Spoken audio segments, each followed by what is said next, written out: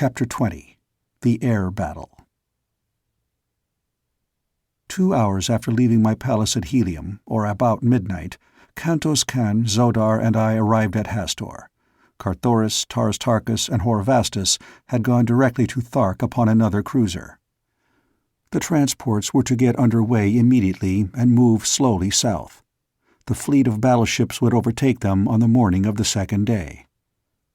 At Hastor we found all in readiness, and so perfectly had Kantos Kan planned every detail of the campaign that within 10 minutes of our arrival the first of the fleet had soared aloft from its dock, and thereafter, at the rate of 1 a second, the great ships floated gracefully out into the night to form a long, thin line which stretched for miles toward the south. It was not until after we had entered the cabin of Kantos Kan that I thought to ask the date, for up to now I was not positive how long I had lain in the pits of Zad Aris. When Kantos Kan told me, I realized with a pang of dismay that I had misreckoned the time while I lay in the utter darkness of my cell. 365 days had passed. It was too late to save Dejah Thoris. The expedition was no longer one of rescue, but of revenge. I did not remind Kantos Kan of the terrible fact that ere we could hope to enter the Temple of Issus, the Princess of Helium would be no more. Insofar as I knew, she might already be dead, for I did not know the exact date on which she first viewed Issus. What now the value of burdening my friends with my added personal sorrows? They had shared quite enough of them with me in the past. Hereafter I would keep my grief to myself, and so I said nothing to any other of the fact that we were too late. The expedition could yet do much if it could but teach the people of Barsoom the facts of the cruel deception that had been worked upon them for countless ages, and thus save thousands each year from the horrid fate that awaited them at the conclusion of the voluntary pilgrimage. If it could open to the red men the fair Valley Dor, it would have accomplished much, and in the land of lost souls, between the mountains of Otz and the ice barrier, were many broad acres that needed no irrigation to bear rich harvests. Here at the bottom of a dying world was the only naturally productive area upon its surface. Here alone were dews and rains. Here alone was an open sea. Here was water in plenty. And all this was but the stamping ground of fierce brutes, and from its beauteous and fertile expanse the wicked remnants of 2 once mighty races barred all the other millions of Barsoom. Could I but succeed in once breaking down the barrier of religious superstition which had kept the red races from this El Dorado, it would be a fitting memorial to the immortal virtues of my princess. I should have again served Barsoom, and Dejah Thoris' martyrdom would not have been in vain. On the morning of the second day we raised the great fleet of transports and their consorts at the first flood of dawn, and soon were near enough to exchange signals. I may mention here that radio aerograms are seldom if ever used in wartime, or for the transmission of secret dispatches at any time, for as often as one nation discovers a new cipher, or invents a new instrument for wireless purposes, its neighbors bend every effort until they are able to intercept and translate the messages. For so long a time has this gone on that practically every possibility of wireless communication has been exhausted, and no nation dares transmit dispatches of importance in this way. Tars Tarkas reported all well with the transports. The battleships passed through to take an advanced position, and the combined fleets moved slowly over the ice cap, hugging the surface closely to prevent detection by the Therns, whose land we were approaching. Far in advance of all, a thin line of one-man air scouts protected us from surprise, and on either side they flanked us, while a smaller number brought up the rear some 20 miles behind the transports. In this formation we had progressed toward the entrance to Omeen for several hours, when one of our scouts returned from the front to report that the cone-like summit of the entrance was in sight. At almost the same instant, another scout from the left flank came racing toward the flagship. His very speed bespoke the importance of his information. Kantos Kan and I awaited him upon the little forward deck, which corresponds with the bridge of earthly battleships. Scarcely had his tiny flyer come to rest upon the broad landing deck of the flagship, ere he was bounding up the stairway to the deck where we stood. "A great fleet of battleships south-southeast, my prince," he cried. "There must be several thousands, and they are bearing down directly upon us." "The Therns spies were not in the palace of John Carter for nothing," said Kantos Kan to me. "Your orders, Prince." "Dispatch 10 battleships to guard the entrance to Omeen, with orders to let no hostile enter or leave the shaft. That will bottle up the great fleet of the Firstborn. Form the balance of the battleships into a great V, with the apex pointing directly south-southeast. Order the transports, surrounded by their convoys, to follow closely in the wake of the battleships, until the point of the V has entered the enemy's line.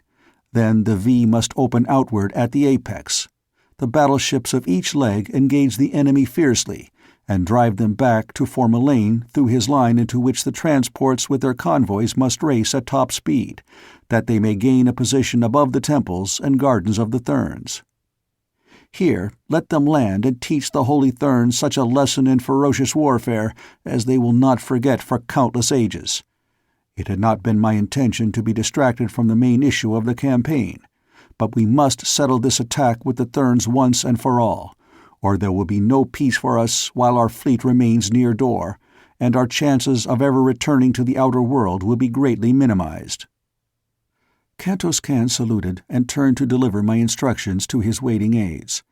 In an incredibly short space of time, the formation of the battleships changed in accordance with my commands.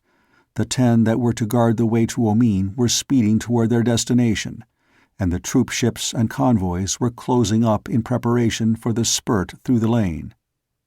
The order of full speed ahead was given. The fleet sprang through the air like coursing greyhounds, and in another moment the ships of the enemy were in full view.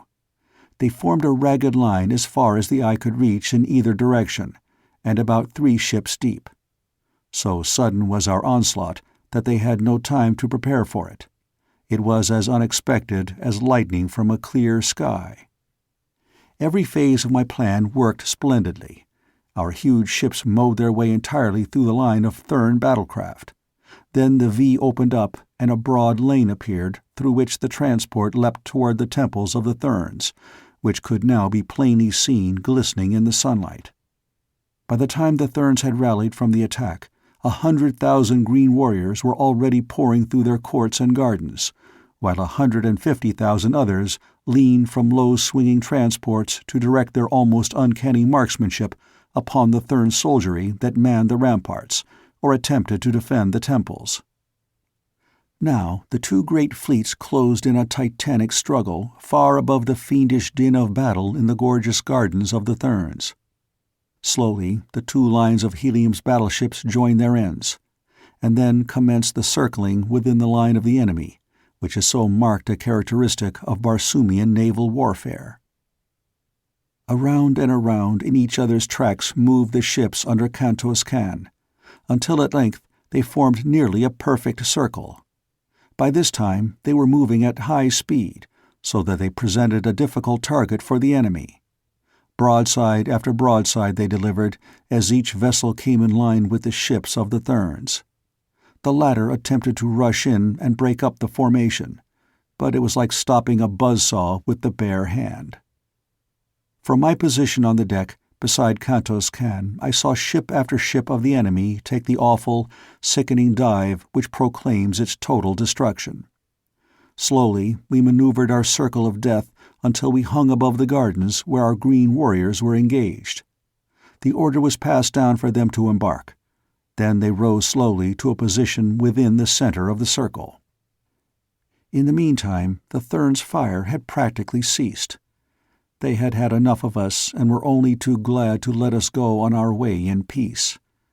But our escape was not to be encompassed with such ease, for scarcely had we gotten under way once more in the direction of the entrance to Omeen than we saw, far to the north, a great black line topping the horizon. It could be nothing other than a fleet of war. whose or whither bound we could not even conjecture. When they had come close enough to make us out at all, Kantos Kan's operator received a radio aerogram, which he immediately handed to my companion. He read the thing and handed it to me. Kantos Kan, it read. Surrender in the name of the Jeddak of Helium, for you cannot escape.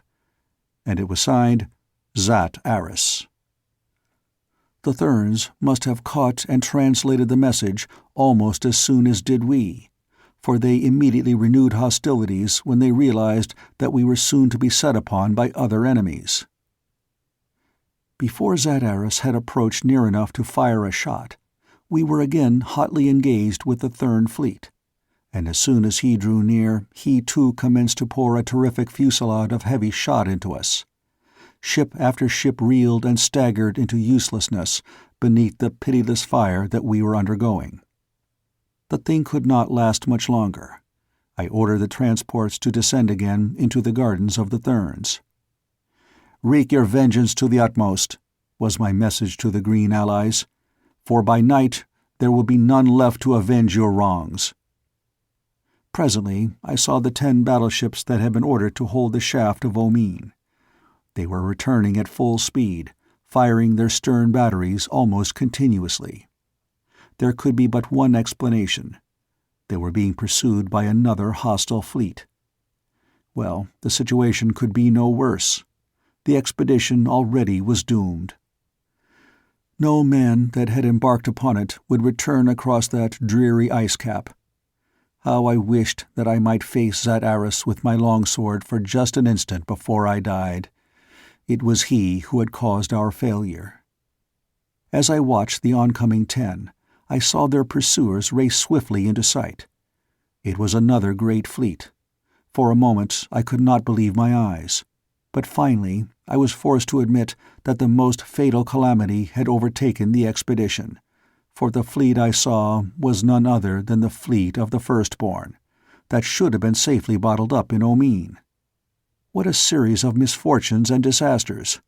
What awful fate hovered over me, that I should have been so terribly thwarted at every angle of my search for my lost love. Could it be possible that the curse of Issus was upon me? That there was indeed some malign divinity in that hideous carcass? I would not believe it, and throwing back my shoulders, I ran to the deck below to join my men in repelling boarders from one of the Thern craft that had grappled us broadside. In the wild lust of hand-to-hand combat, my old dauntless hopefulness returned. And as Thern after Thern went down beneath my blade, I could almost feel that we should win success in the end, even from apparent failure.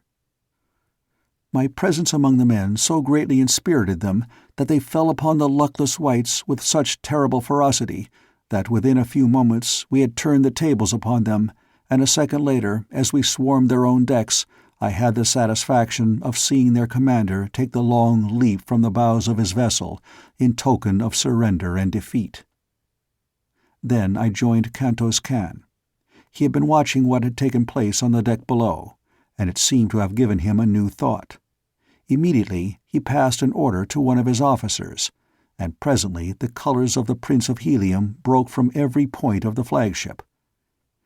A great cheer arose from the men of our own ship, a cheer that was taken up by every other vessel of our expedition as they in turn broke my colors from their upper works. Then Kantos Kan sprang his coup. A signal legible to every sailor of all the fleets engaged in that fierce struggle was strung aloft upon the flagship. "Men of Helium, for the Prince of Helium, against all his enemies," it read. Presently my colors broke from one of Zat Aris' ships, then from another and another. On some we could see fierce battles waging between the Zodangan soldiery and the Heliometic crews, but eventually the colors of the Prince of Helium floated above every ship that had followed Zat Aris upon our trail.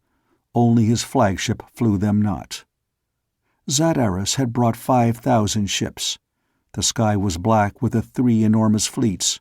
It was helium against the field now, and the fight had settled to countless individual duels.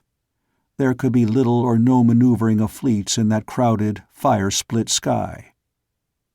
Zadar's flagship was close to my own. I could see the thin features of the man from where I stood. His Zodangan crew was pouring broadside after broadside into us, and we were returning their fire with equal ferocity. Closer and closer came the two vessels, until but a few yards intervened. Grapplers and boarders lined the contiguous rails of each. We were preparing for the death struggle with our hated enemy.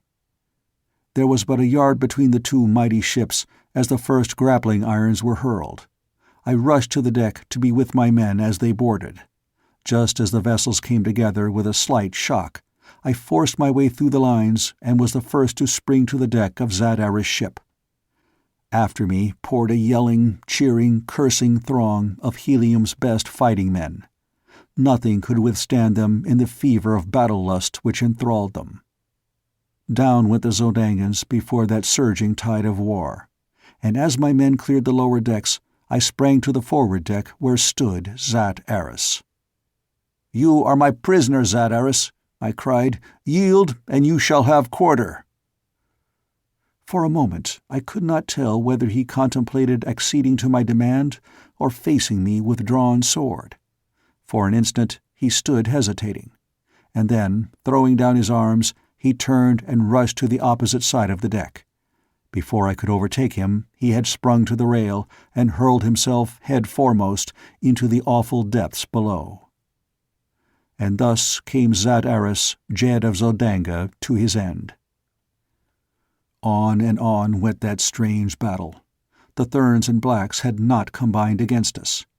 Wherever Thern ship met ship of the Firstborn was a battle royal, and in this I thought I saw our salvation. Wherever messages could be passed between us that could not be intercepted by our enemies, I passed the word that all our vessels were to withdraw from the fight as rapidly as possible, taking a position to the west and south of the combatants. I also sent an air scout to the fighting green men in the gardens below to re-embark, and to the transports to join us. My commanders were further instructed that, when engaged with an enemy, to draw him as rapidly as possible toward a ship of his hereditary foeman, and by careful maneuvering to force the two to engage, thus leaving himself free to withdraw. This stratagem worked to perfection, and just before the sun went down, I had the satisfaction of seeing all that was left of my once mighty fleet gathered nearly 20 miles southwest of the still terrific battle between the Blacks and Whites. I now transferred Zodar to another battleship, and sent him with all the transports and 5,000 battleships directly overhead to the Temple of Issus.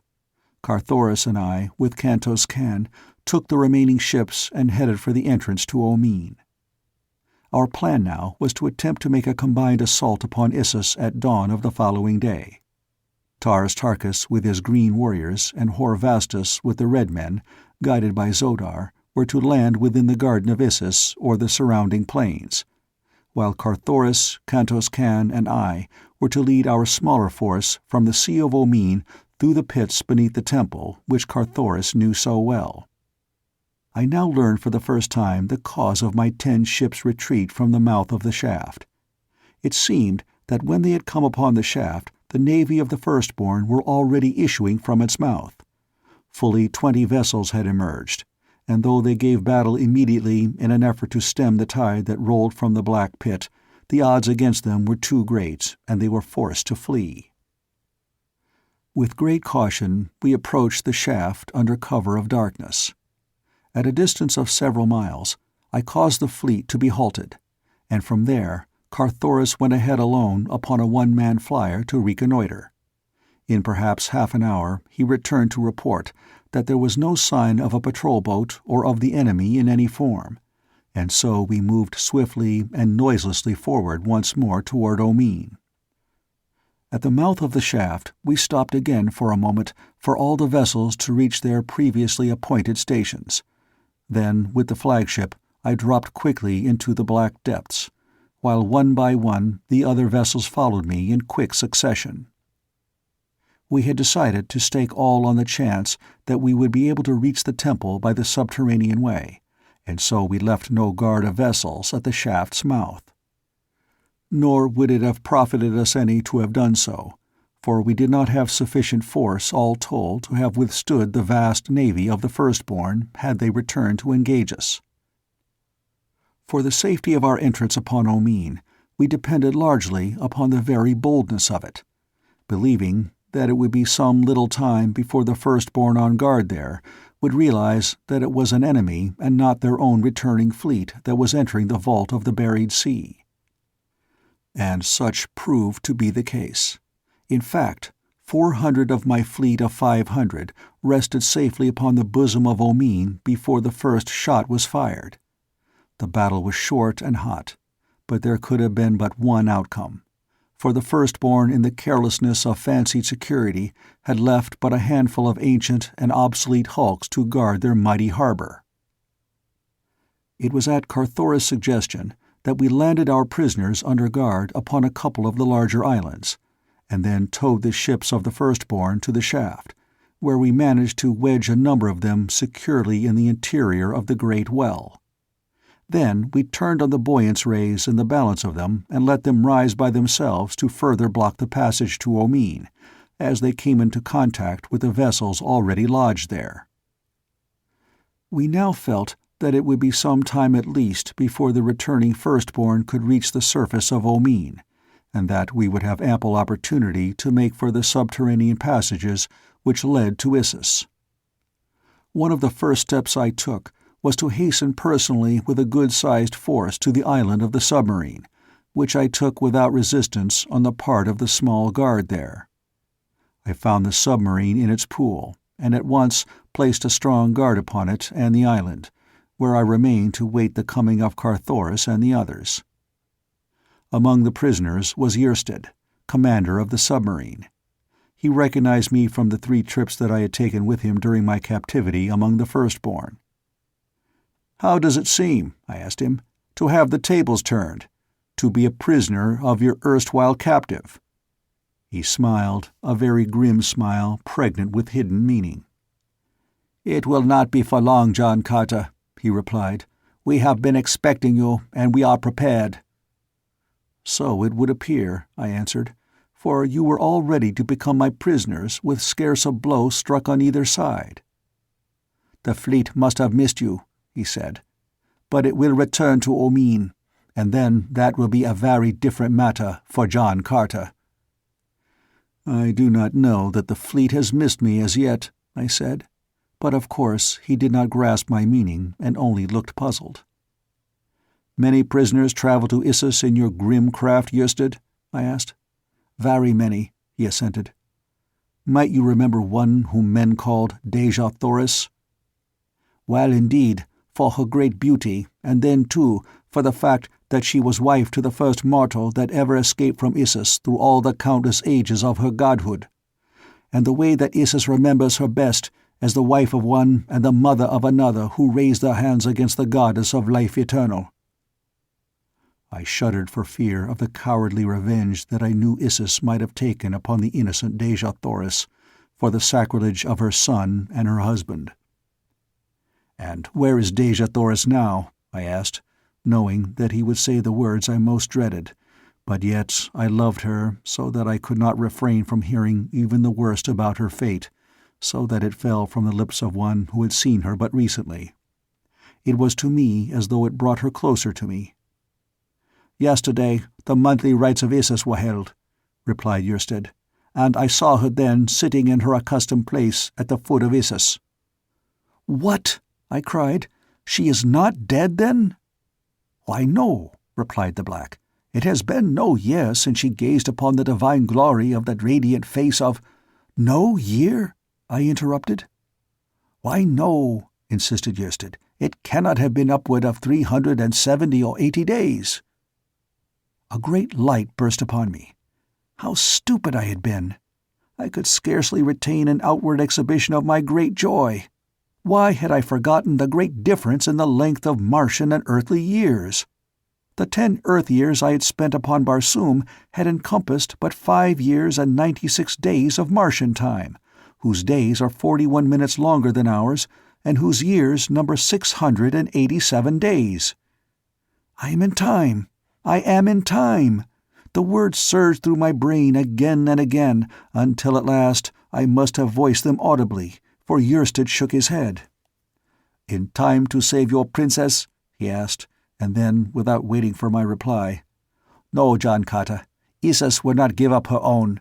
She knows that you are coming, and ere ever a vandal foot is set within the precincts of the Temple of Issus, if such a calamity should befall, Dejah Thoris will be put away forever from the last faint hope of rescue." "You mean that she will be killed merely to thwart me?" I asked. "Not that, other than as a last resort," he replied. "Hast ever heard of the Temple of the Sun? It is there that they will put her. It lies far within the inner court of the Temple of Issus, a little temple that raises a thin spire far above the spires and minarets of the great temple that surrounds it. Beneath it, in the ground, there lies the main body of the temple, consisting in 687 circular chambers, one below another. To each chamber a single corridor leads through solid rock from the pits of Issus.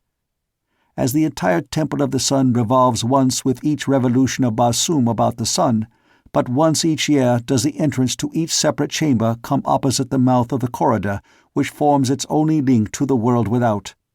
Here Issus puts those who displease her, but whom she does not care to execute forthwith. Or, to punish a noble of the firstborn, she may cause him to be placed within a chamber of the Temple of the Sun for a year. Ofttimes she imprisons an executioner with the condemned, that death may come in a certain horrible form upon a given day. Or again, but enough food is deposited in the chamber to sustain life but the number of days that Issus has allotted for mental anguish. Thus will Dejah Thoris die, and her fate will be sealed by the first alien foot that crosses the threshold of Issus. So I was to be thwarted in the end, although I had performed the miraculous and come within a few short moments of my divine princess. Yet was I as far from her as when I stood upon the banks of the Hudson 48 million miles away. End of chapter 20.